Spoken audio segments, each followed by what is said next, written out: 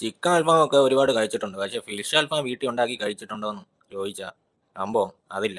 അതുകൊണ്ട് ഇന്ന് നമ്മുടെ ഫ്രഷ് ഫിഷ് എടുത്ത് നല്ല കിടിലം അൽഫാക്കാൻ പോവുകയാണ്.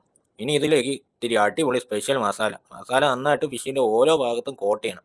അല്ല നമ്മുടെ ഉണ്ണിക്കണ്ണൻ അടിപൊളിയായിട്ട് കോട്ട് ചെയ്തിട്ടുണ്ട്. മസാല പിടിക്കാൻ വേണ്ടി കുറച്ച് സമയം റെസ്റ്റ് എടുക്കുകയും വേണം. അങ്ങനെ കോട്ട് ചെയ്ത ഫിഷ് എടുത്ത് നേരെ കുറച്ച് നേരം ഫ്രിഡ്ജ് വെച്ച്. എന്നിട്ട് മസാല പിടിക്കുന്ന ആ സമയം കൊണ്ട് ആ ഗ്രില്ലിൻ്റെ കാര്യങ്ങളെല്ലാം സെറ്റ് ചെയ്യണം. ഇനി നേരെ ഗ്രില്ലിലോട്ട് നല്ല ചൂട് കൂടുമ്പോൾ മസാലയുടെ സ്മെല്ല് വരാൻ വേണ്ടിയിട്ട് അതിൻ്റെ ആ ചാർക്കോളൊക്കെ എടുത്ത് കത്തിച്ചുകൊണ്ടിരിക്കുക. അല്ല ഗ്രില്ലിൽ ആ ചാർക്കോളെല്ലാം കത്താൻ വേണ്ടി നല്ല ടൈം പിടിക്കുന്നുണ്ട്. നല്ല ചകിരിയും ചിരട്ടയും എല്ലാം കൂടെ ഇട്ട് തന്നെയാണ് കത്തിക്കുന്നത്. അപ്പോൾ നമ്മൾ കത്തിച്ച ചാർക്കോളിൽ നിന്ന് നല്ല പുകയൊക്കെ നന്നായിട്ട് വേണമുണ്ട്. നമ്മുടെ ഫിഷ് അൽഫാം നല്ല സ്മോക്കി ഫ്ലേവർ ആവാൻ വേണ്ടിയിട്ട് ഇത് തന്നെ ധാരാളം. അങ്ങനെ നേരെ ഫ്രിഡ്ജിലിരുന്ന് ഫിഷ് എടുത്ത് നേരെ നമ്മളെ ഗ്രില്ലിലോട്ട് വയ്ക്കുന്ന ചടങ്ങാണ് അടുത്തത്. അങ്ങനെ ഉണ്ണിക്കണ്ണൻ എല്ലായിടത്തും ചോദിച്ചിട്ട് നേരെ ഉണ്ണിക്കണ്ണൻ തന്നെ നേരെ എടുത്ത് ഗ്രില്ലിലോട്ട് വെച്ച്. അപ്പോഴാണ് നമ്മളെ ഗോകുൽ വരുന്നത്. സംഭവം ഫിഷ് ക്ലീൻ ആക്കാൻ നേരത്തെ വിളിച്ച ആളാണ്. എല്ലാം പകുതി ആയപ്പോഴാണ് ആളിങ്ങെത്തുന്നത്. പിന്നെ വേറൊന്നും ചെയ്തില്ല. നേരെ ഫിഷൊക്കെ എടുത്ത് വെച്ച് നമ്മളെ ഗോകുൽ വന്നേലേ അവനെ കൊണ്ട് ഇതങ്ങ് വീശിപ്പിക്കാന്നങ്ങ് വെച്ച്.